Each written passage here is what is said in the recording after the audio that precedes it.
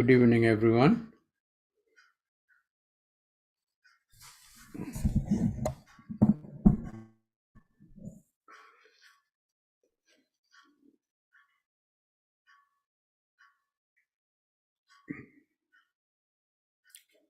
Today, we normally have a full moon service at this time, but due to various reasons, we were not able to perform the complete Sil retreat from the morning till the evening. But we have arranged this Buddha Puja in the evening at 4:30 and Dhamma talk in the now Buddha Puja was over. Due to some technical problems, we were not able to stream the offering to the Buddha in the evening on the full moon day of December. And now we will have a short Dharma talk. May not be full hour, but depending on the situation. The weather is not very good here outside, but inside is fine. And now you can see the beautiful flowers and candles and all the vilampasa and all the other things are already offered. Now please recite Namo Tassa 3 times to observe 5 precepts. Buddhang saranang gacchami, Dhammang saranang gacchami, Sanghang saranang gacchami, Dutiyampi buddhang saranang gacchami, Dutiyampi dhammang saranang gacchami, Dutiyampi sanghang saranang gacchami, Tatiyampi buddhang saranang gacchami, Tatiyampi dhammang saranang gacchami,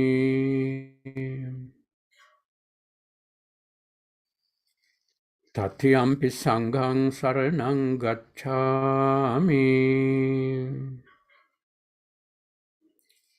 Panatipata veramani sikkhapadang samadhiyami.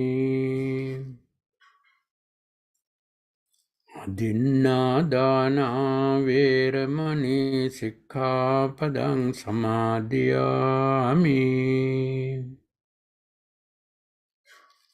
Kāmesu micchācārā veramani sikkhapadang samadhiyami. Musāvādā veramani sikkhapadang samadhiyami. Suramēraya majjapamā daṭṭhāna veramani sikkhapadang samadhiyami.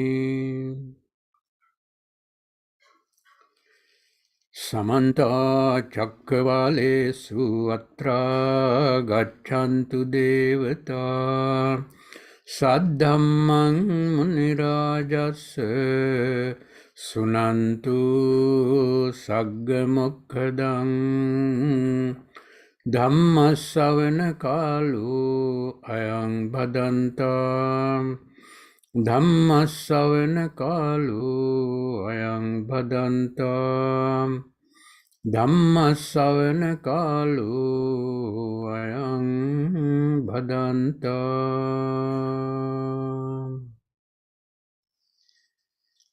Good evening, everyone. For some of you who are sitting to listen to the Dhamma talk, it is a wonderful thing to happen, to be able to hear small fractions of Buddha's teaching and take it into your mind and apply into your life is something that bring you immediate benefit, immediate result. If you follow the Dhamma, now result is not something that you gain in 2-3 weeks from now or in the future life. Sanditthiko, the teachings of the Buddha, can be immediately verified and receive the benefit by following the Dhamma here and now. For example, as Buddhists, we have the practice of Samma Vacha.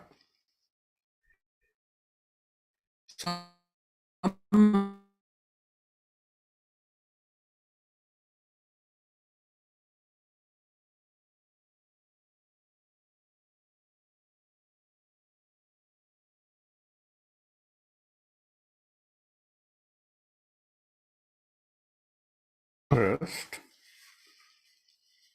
we have the tendency to say things in a certain way that we receive personal benefit. That is something Buddha would call using the language for selfish reasons. But when you use the Dhamma, when you use language to talk to somebody, first of all,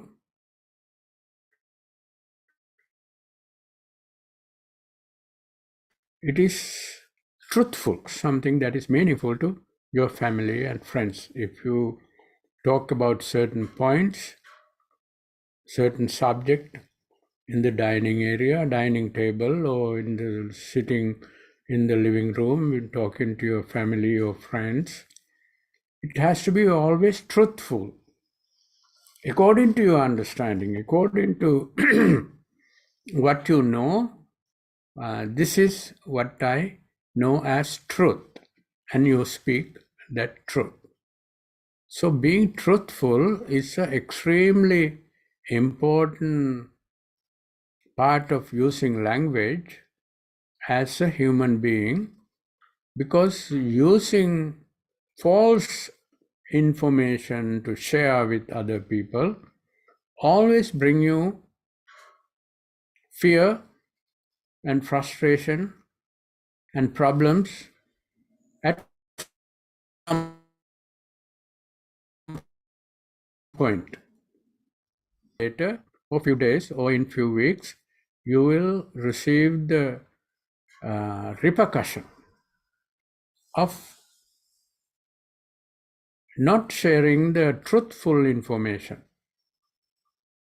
Therefore, Buddha encourage always us to speak the truth as much as you can.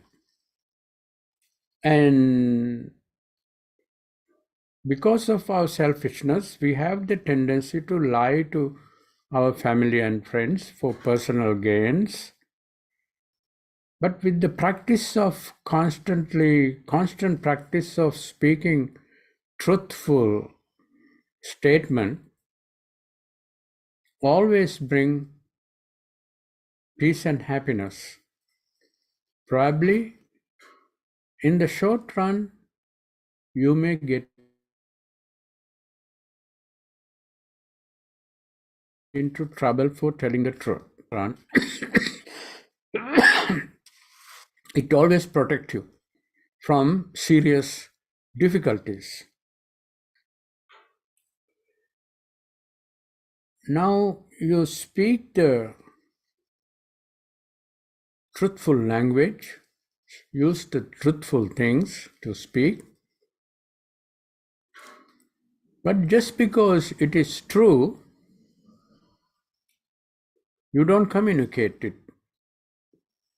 Before you communicate even the truth, it has to be examined by you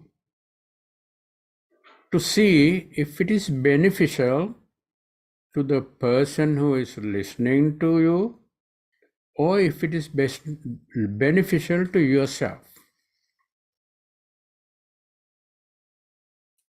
This is very important because sometimes we use language, we say things in the family that is very harmful to the family members and other people and yourself.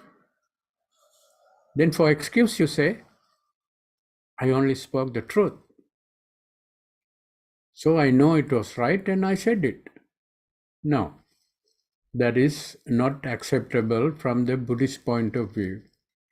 Just because it is true, you don't say it, you don't speak it, unless it is beneficial to the people who are listening or beneficial to the person yourself who is speaking.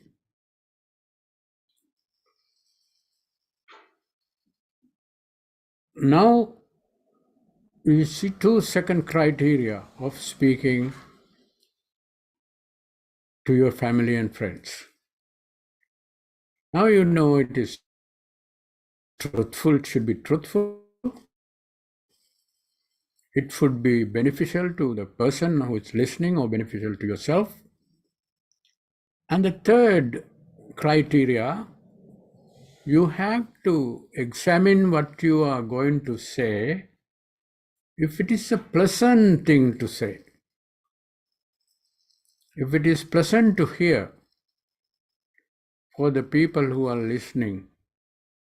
If it is not very pleasant subject to bring in when all your family members, maybe younger people, or maybe some older people, just because it is truthful and beneficial, if it is not something that is very nice, Buddha would say, think about it before you say it. Be mindful.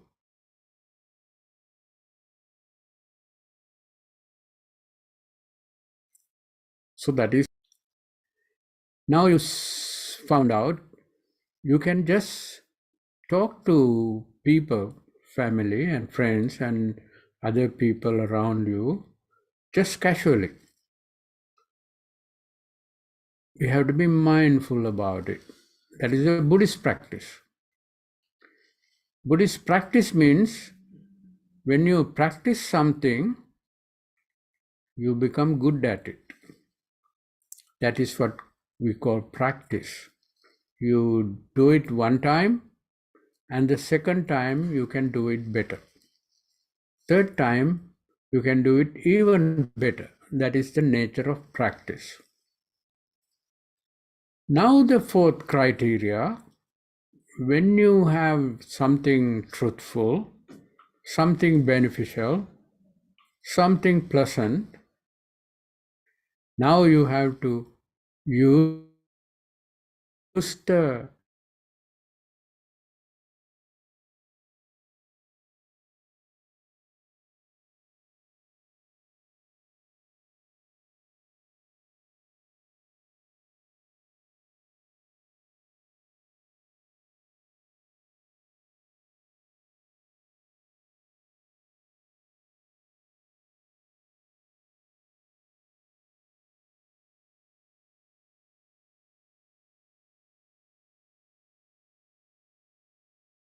important. I can see the parents and children are arguing about certain points, and they are saying truthful things, maybe. They are saying something that is very beneficial, but the tone of voice that they use to exchange their communication acceptable, meaning it is hurtful. Don't raise your voice, we say. When you talk to your mom, don't raise your voice. Speak gently and softly in a way that you don't arouse the anger of the person who is listening to you. Because when you communicate, this is something that is very important for us to communicate, because that is the right thing that they should do, and they discuss about it. And when you talk about this, it is so important. All these criteria are met, and that discussion that you do with these 4 criteria are always peaceful and useful and beneficial and bring right fruit for all of us. So sometimes we can see that even not only younger people, even older people who are not trained in Dharma make mistakes in communication.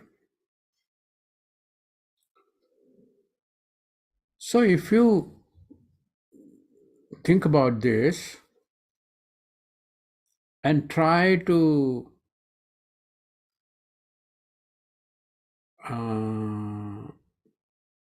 analyze or try to evaluate, try to evaluate your last discussion with your mother or with your father or with your children, you can see a lot of problems arose in that discussion in the family. If the problem arose, that means that discussion was not a well communicated information, And when this happened one time, you have to look back with mindfulness, because mindfulness is a very important part of healthy living. Doesn't matter what culture, doesn't matter what religion you are following, none of those things are relevant when you use the mindfulness as a practical part of your behavior. It could be verbal behavior, it could be physical behavior, it could be mental behavior. Either way, you have to use mindfulness after that happened. That's very important. Now it's already happened and we made the mess. We created a problem for further. But next time when you talk to your mother and your children, your father, now you have already a little bit more prepared, because you have mindfully evaluated your last discussion. So the next following discussion could be much more refined, and it could bring a lot of good results for the whole family, for the whole group.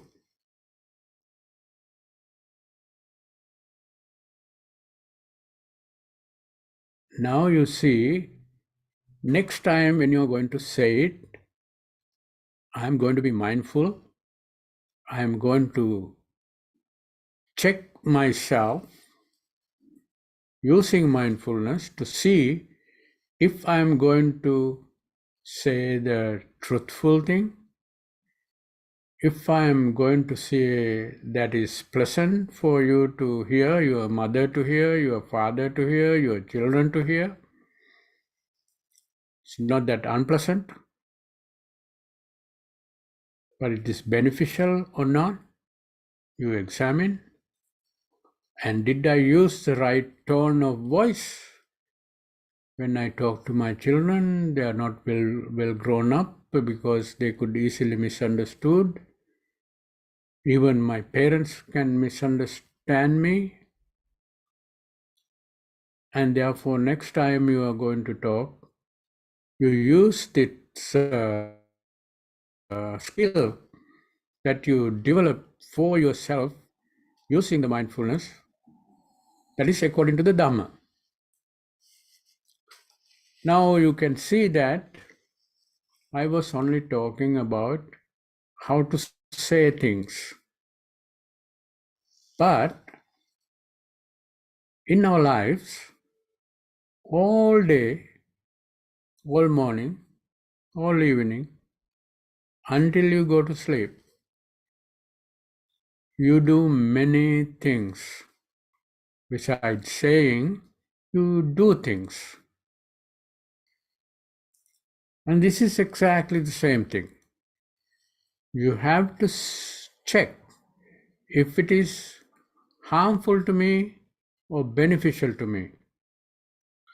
If it is beneficial to the other party that I am related to what I am doing, if this is harmful to them or beneficial to you, but it could be harmful to the other party involved in that action. Sometimes, if you are extremely kind and gentle, but without using your wisdom too much, you do things that is beneficial to the other person, but it could be not that beneficial or supportive to yourself. That means what you are planning to do, what you are doing, or what you did is not the best thing. It has to be beneficial to yourself. It should be beneficial to the other party. It should be beneficial to both. Attabhyabadaya samvattati means if it is harmful, it would be harmful to the other party involved in my action. Ubhayabhyabadaya samvattati, is it harmful or unbeneficial to both myself and the other person? If you use your mindfulness and examine what you are going to do or what you did or what you have done, that way you can see it was very pleasant for me, it is good for me, but it was bad for the other person. That means I did the wrong thing. So you next time you think, I'll be careful when I do something like this. Simple things. Even when your mother or father is busy doing something and your friend came to see you, and if you are so loud, that's your action with your friend in a way that it will disturb your mother or father who is working in the other room. That was not a well done job. So next time I have to be careful not to be disturb my parents or family or my other siblings who are studying in another room. So you change your behavior. Even turning the music too loud is an action. So you turn it down next time, and that way it is not harmful to upsetting your close family members. So this is action.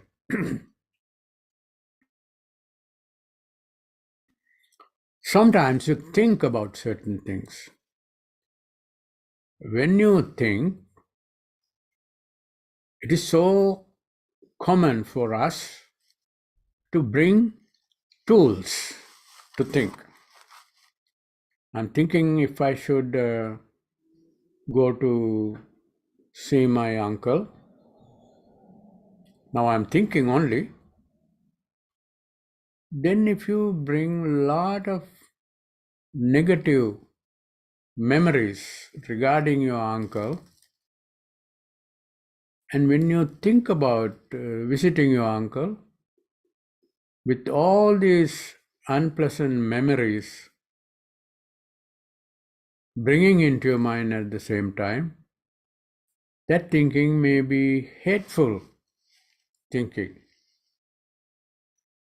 So if it is hateful, it is definitely going to bring you bad results. If hate is an emotion, if hateful emotion, if you do something, if you think something, your thinking is going to be very corrupt. But without getting emotional about it, without generating hate, if you analyze the same information, you can get a better decision if I should go to see my uncle today or not. But you are not emotionally making that decision. That is the most important part. So, as opposed to hate, you can bring about the same bad memories and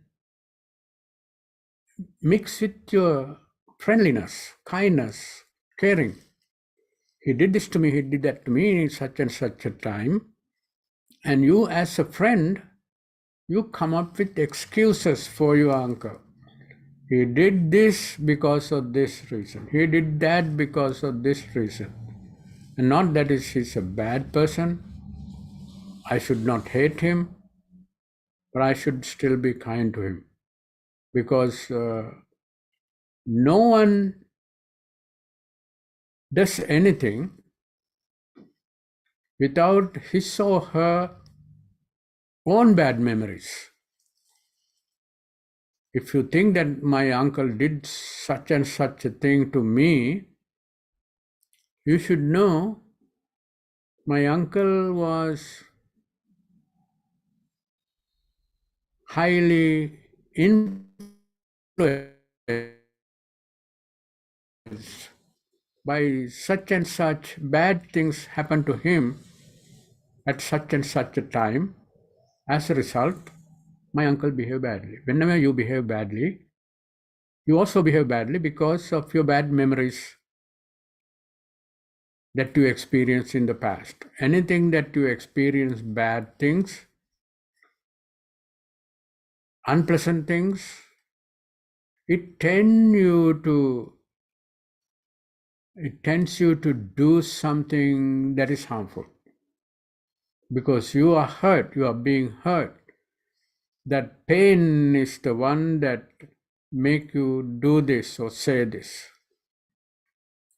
So you should not be driven by these unpleasant memories when you are making the decision now.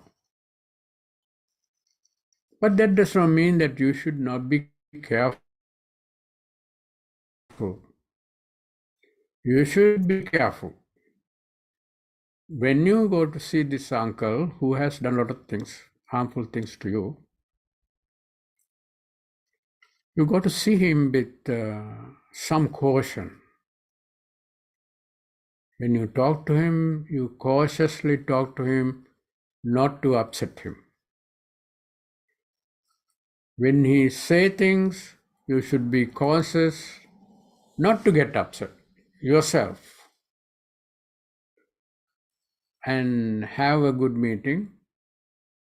Have a safe meeting. You don't get negatively influenced from that meeting. So that is a Buddhist practice. By not getting your past memories, which are full of negative emotions,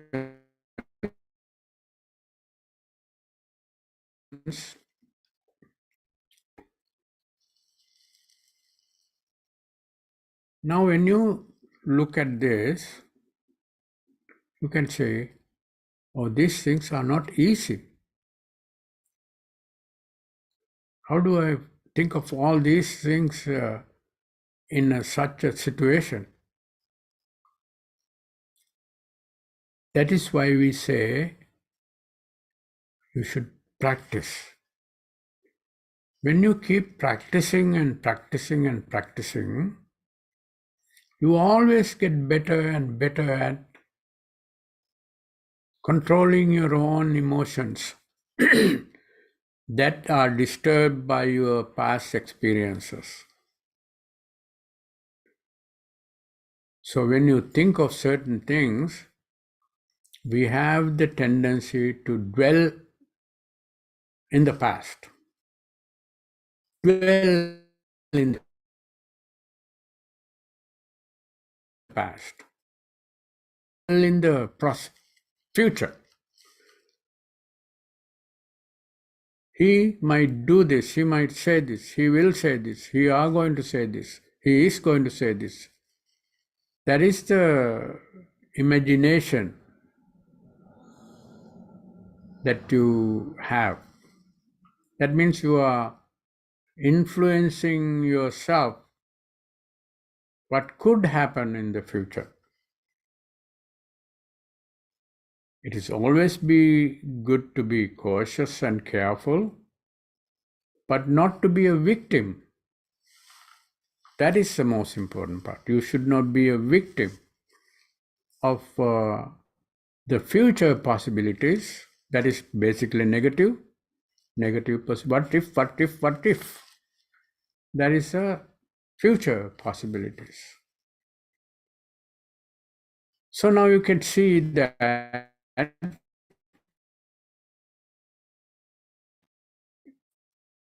we always make mistakes as ordinary people.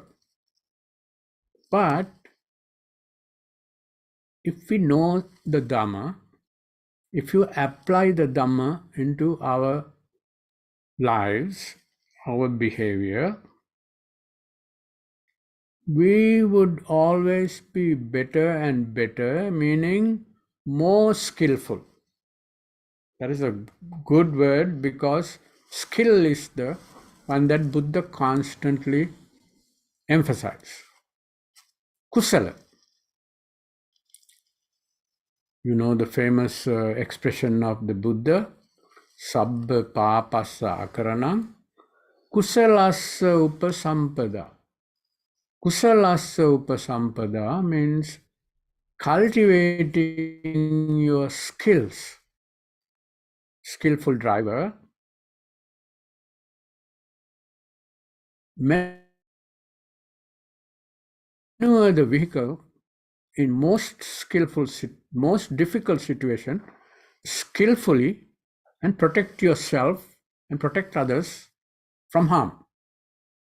But same skillful driver, while ago, when he didn't have the same skills of driving, When he's learning how to drive, for example, he may not be able to properly maneuver the vehicle in such a difficult condition, and because of lack of skills,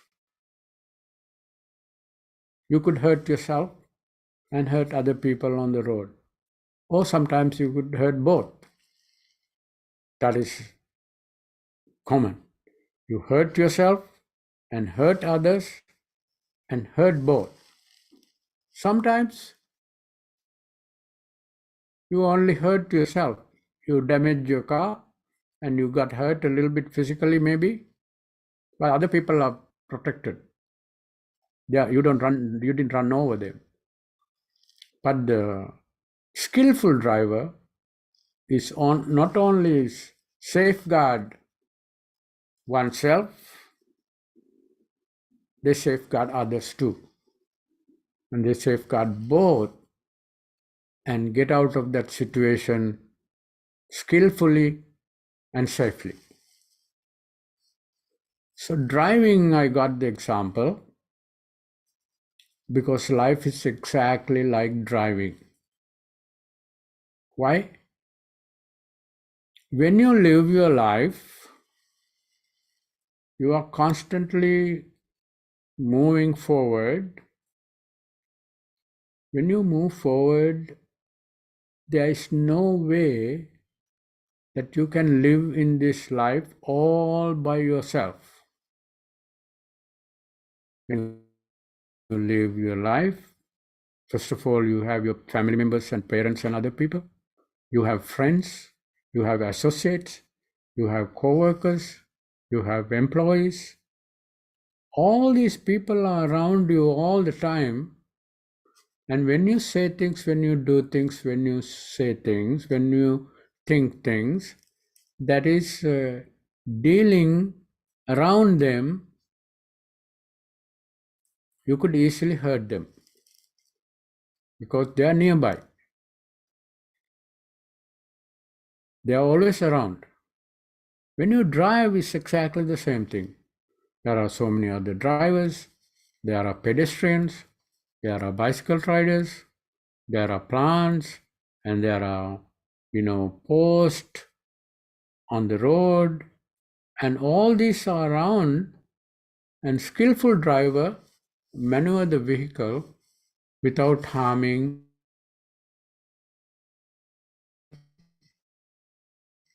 and hurting is exactly the same thing.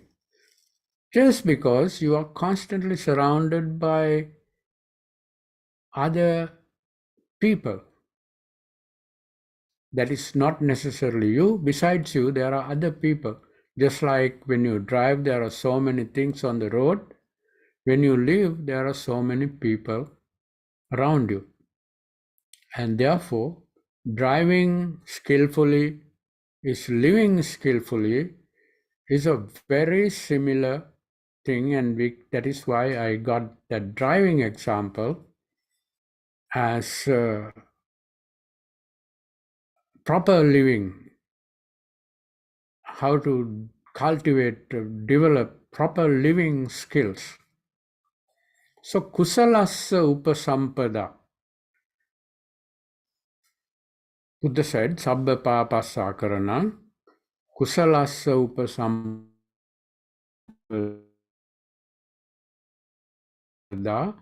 Today, later, I am very good at handling this situation because you cultivate your skills. So Buddha says, cultivate your skills. Is a very important part of being a Buddhist. Sabbha papassa karanam kusalassa upasampada. Then Buddha said, Sachitta pariyodapana. Remember I told you that when we think and when we do things, we are constantly influenced by our negative emotions that generated from our past memories. Negative emotions that is mixed up with our past memories. Pariyodapanang, sachitta means one's own mind, one's own thinking and thinking ability. Pariyodapanang means cleanse. Etang Buddhana Sasana. The advice or the teachings of the Buddha is Sabba Papasakaranam. I didn't talk about it. Avoiding all things that are painful to oneself and painful to others. That is Papa means anything that generate pain and frustration and fear to oneself and others is called Papa. If you are a Buddhist, you are constantly developing your skills not to engage in activities that bring pain to oneself and pain to others. The second thing is, how do you do that? Kusalasa upasampada, generating your skills, improving your skills.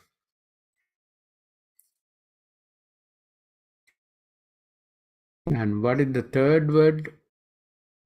Cleansing your mind, because all the harmful things that you do or say, all the skillful things that you do or say are based on how your mind operates.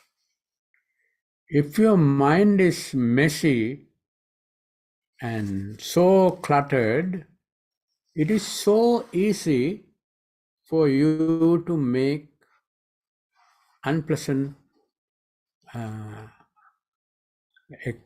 communication, unpleasant action, unpleasant thinking.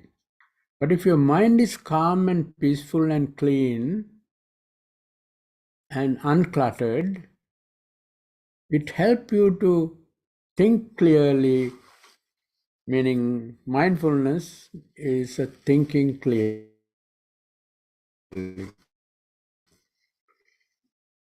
Can be done only when the mind is less cluttered. Sachitta Paryodapana, Etang Buddhana Sasana. So if you or I think we are Buddhist, I am a Buddhist, these are the basic guidelines that we are supposed to follow. Constantly avoid things, avoid doing things or saying things that are harmful to oneself and harmful to others. Constantly cultivating your skills of doing and saying and thinking correctly, and that all coming from your clear, peaceful, happy mind. That is Sachitta Paryodapana. Etang Buddhana Sasana.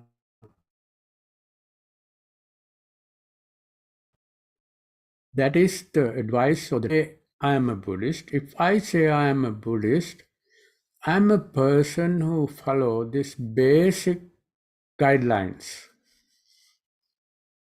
that Buddha pointed out. Not that Buddha advised, Buddha pointed out to us for us to think for ourselves, not to believe what the Buddha is saying, but to see how our life becomes so peaceful and joyful,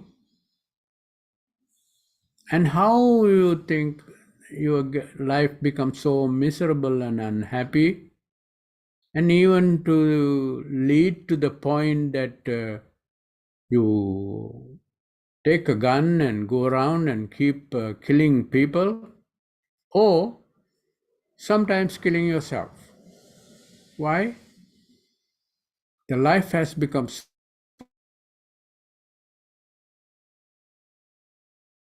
difficult and miserable of handling the life. So what you do? You take a gun, or you go around killing other people who did good things and who did bad things. Even they kill people, children go around. useless. But that happens only because you don't have proper skills, or you don't have the skill of avoiding unpleasant situations in your life, or if your mind is not clear and calm and precise and see the actual relationship with your action and their reaction. So this is what being a Buddhist means.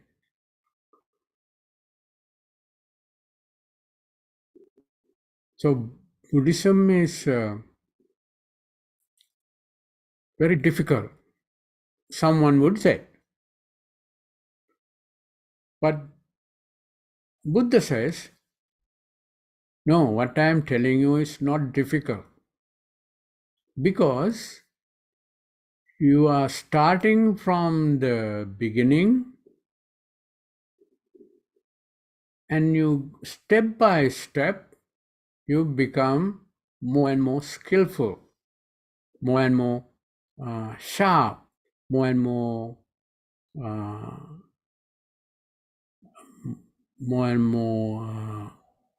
efficient in handling the basic things that happen to any of us.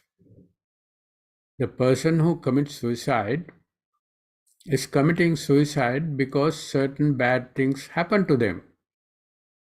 But if this person look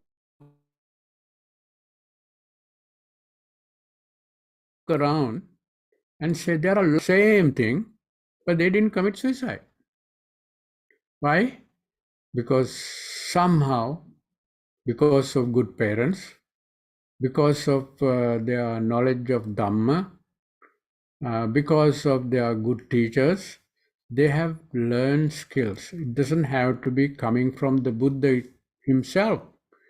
If the good knowledge, efficiency of living is coming from any source, any person, any wise person, it doesn't have to be a Buddha. Your mom could be a very wise person. Your father could be a very wise person. You grow up watching them and you become a skillful person. Because of that reason, this person did not commit suicide, but the other person committed suicide. So that means you have to be perfect at the beginning. You are struggling to get to the first step. After you take the first step, then it is much easier for you to take the second step. Then it is even easier to take the third step. So step by step, you improve yourself, improve your ability to speak, act, and think efficiently. So even the little baby grow up and walk around nicely, straight, he can walk straight. He was born struggling to get up from the floor and struggling to walk, and that little child did not give up. Improving the child's ability to walk and talk and write and read, and all these things happen step by step. Even the Mount Everest. It's a very difficult height to conquer. But there are a lot of people who climb the Mount Everest by training themselves to climb small mountains and prepare themselves, learn how to prepare themselves. Then they learn how to climb on a snowy and icy situation a little bit. And they practice and they practice and they practice. And ultimately, they come to the top of Mount Everest. That is because they have practiced. Trial and error is very common. And for the Buddha, he had tried many different things, and he found those things are not useful in understanding the Dharma clearly. So he gave up that and he followed another method. Then he found out that is not successful, and he found another method. And gradually, trial and error, even the Buddha became the fully enlightened being in the whole universe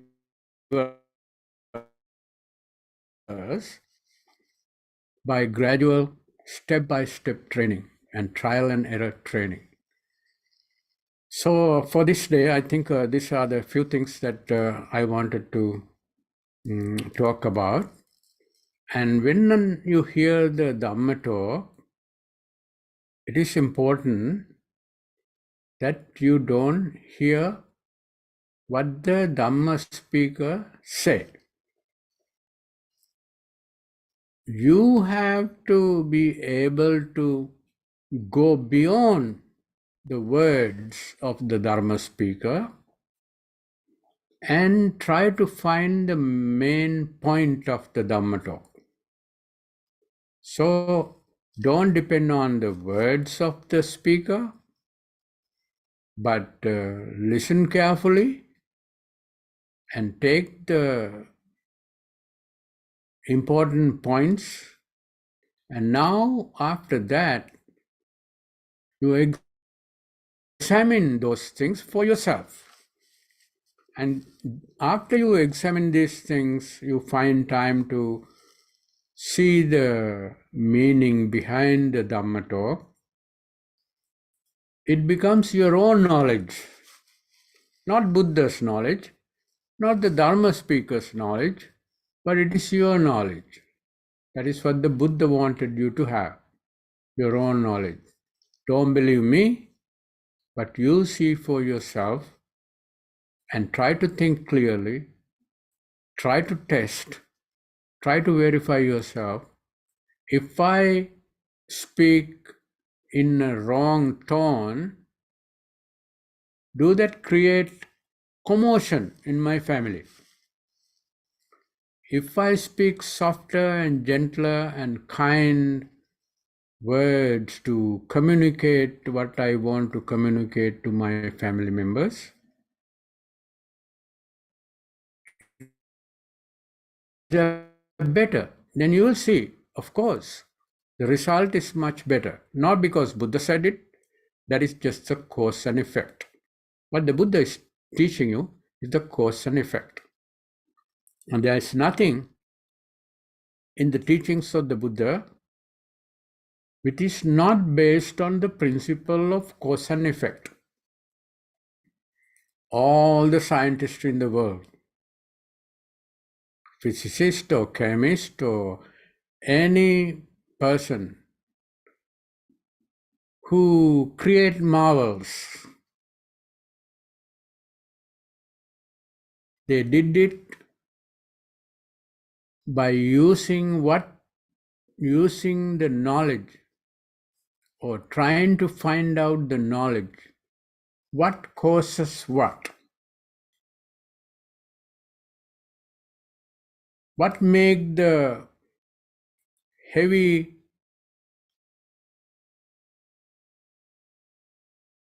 plane lift up in the air, how much force that you have to generate. to bring that heavy load up in the sky and go from one country to the other country? And how should it be landed? When you land it, what are the things that you need to change in the speed and force that you created to lift that? And that is different. So all the scientists created anything in this world is based on cause and effect. Any doctor found out the cure for any illness, that was also by investigating what causes what and how to change the cause and change the effect. How to change the cause and how to, by doing so, how to change the effect. And then illness will be gone, taken care of, become healthy.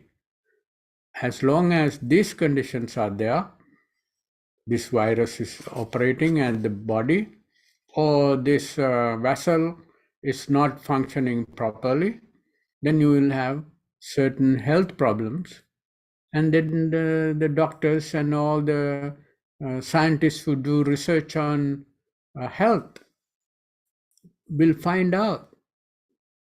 And when this is happening, when these clogged arteries could create problems in the heart. And then arteries are cleaned,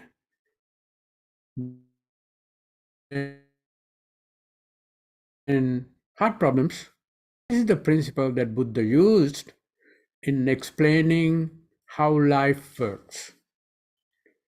Scientists, physicists, how the physics works, how the chemistry works, how life works. That's what the Buddha did. If you become a Buddhist, you are learning the scientific way of understanding how life works.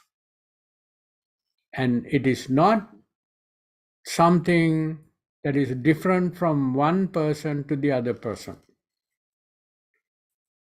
If a certain weight need to be lifted up, certain force should be generated. It's always the case. It's not only in Russia, not only in America, anywhere, anytime. If those conditions are created, the weight will be lifted off. The plane can go off. Power is not generated. That particular weight cannot be lifted up. It's simple. And that is exactly why when you become a Buddhist, you are not learning to believe any religion. You are only learning how your life works, how my life works, how my friend's life works. It's all exactly the same. So now, this is the end of the Dhamma talk for today.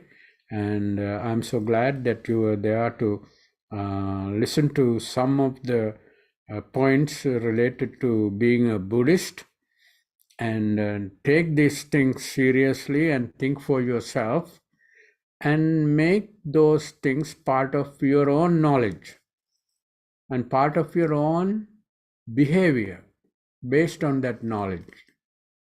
That is by what we call being a Buddhist. Not believing in any religion, not believing any power, any God or anything else, and learning what causes what in my life. And that makes sure that happiness is caused by certain conditions and causes and conditions. And you put your time and effort to create those conditions, and you achieve happiness and peace and comfort. So you never have to think of committing suicide thinking that this life is difficult, because it's not difficult if you know how life works. And thank you very much for participating in the Dhamma. And let us share the merit with all our family members and relatives and friends, thinking by generating so much wisdom in ourselves, we generated so much positive energy and positive outlook in our life. May all my family members and relatives who are living in other countries, who are living far away in different states, who are already gone and living and being born in some other place, may all those family members and friends and other people be happy and be joyful, and may they be able to expose to Dhamma that is taught by the Buddha, that cannot be found anywhere else, understanding anywhere else except the teaching of the Buddha. So may all those beings be happy and well. Let us recite the Gatha, Idam me ñāti nang hotu, to share the merit with all other family members. Idam me ñāti nang hotu, sukita huntu ñātayo. Idam me ñāti nang hotu, sukita huntu ñātayo. Idam me ñāti nang hotu, sukita huntu ñātayo. Let us share this wonderful positive wisdom and knowledge with all the other devas who are helping us and who are protecting us. May all those devas, all celestial beings, be able to generate their own wisdom and more Dharma knowledge, and bring happiness and peace to themselves. And finally, may they attain ultimate peace, which is Nibbana. With these thoughts in our mind, let us recite the Gatha. Akasatta ca bummatta devānāgā mahiddhikā puññantaṃ anumoditva chiraṃ rakkhantu loka sāsanaṃ chiraṃ rakkhantu desanaṃ chiraṃ rakkhantu no sada. When the mind is so peaceful and full of energy and full of positive energy, we can always make a wish and put that wish downloaded into our mind. When that wish, your aspiration is there, that will, life is always controlled by what you have in your memory bank. So we are going to put a very strong memory into our mind, and that we call aspiration. So let us make an aspiration regarding our family members, regarding our children, whatever the aspiration you have. This is the perfect time to bring that aspiration into your mind. Besides all those personal aspirations, most important aspiration that we should all have according to the Buddha is to be able to have kind people, nice people, wise people as our family and friends and associates. Also, which is very important part of the same aspiration is not to have any unfortunate, unwise people, unkind people in our close circle of